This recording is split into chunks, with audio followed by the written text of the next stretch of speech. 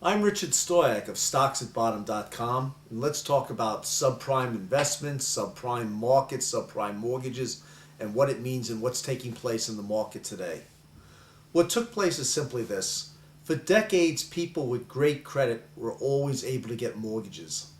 Then the banking industry and the financial industry decided that we can do this with people with less than pristine credit ratings. So over the last 6-7 years, an entire sub-industry of the banking industry developed, which was the subprime mortgage industry. And people with credit ratings of 500, 550, 600 were given mortgages. The only difference between their mortgage and the mortgage that you and I would obtain would be that they were paying a higher interest rate. So variations were even done on that. And what took place is they did balloon mortgages.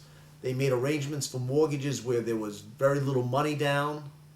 There were mortgages that were done without documentation, so that people said, "Hey, I've got income of $300,000 a year," when the reality was they might have been on unemployment.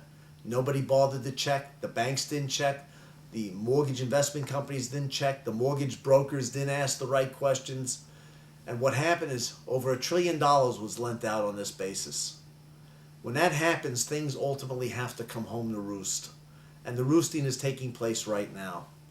You've got banks that have taken major write-offs as well as other investing institutions. Merrill Lynch took a write-off approaching $10 billion. Citigroup took a write-off approaching $10 billion. We believe that the write-offs that have already been taken amount to about $50 billion. And it's possible that the write-offs that have to be taken will total $200 billion to $400 billion. Now, this is going to have ripple effects on the economy. Is it enough to take us into recession? We don't know yet. It could be, but you can't bet on that. It certainly will have an effect on housing prices. If you've got a subprime mortgage now, there are proposals before the Congress as to help people out that have this issue.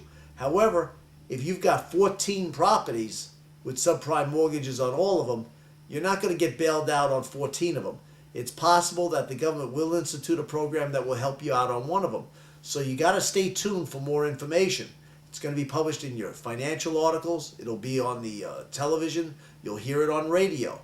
But you have to make sure that you're in tune with what's taking place out in the financial markets, because this is going to have big ramifications. We've had a real estate market that's done very well for the last 7 years, and that's changing right now. Basically, it's very difficult to sell houses, and there are no buyers out there.